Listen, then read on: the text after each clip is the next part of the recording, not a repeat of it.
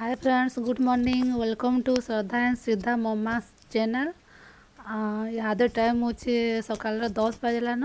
आईटा मुझे माछ आनी बड़ बड़ पीस अच्छे सेटा भल किना धोई धुआकिना से मिर्चा गुण नून तापरे हल्दी देखना भल से मिसई देमी। तापरे सेटा के ऑयल गरम हलान इे बसा सेटा के भल करी फ्राए करमी गोल्डन ब्राउन हबार तक।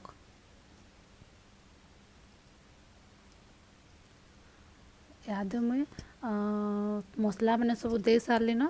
तापर इटा के भल किना मिसई देमी जेनता कि आमर माछरे सबू मसला मैंने भल किना मिक्स हो भल से नहीं मिसाले इटा टेस्ट नहीं लगे, अधा लगवा अधा नहीं लगे। तो इटा के मुई एबे मिसई देमी भल किना।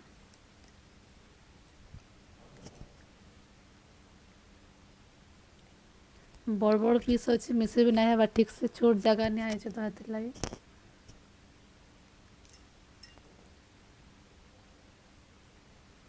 देखो मुझा के भल किना मिसई देली साढ़े तेल भी गरम हो जाता न।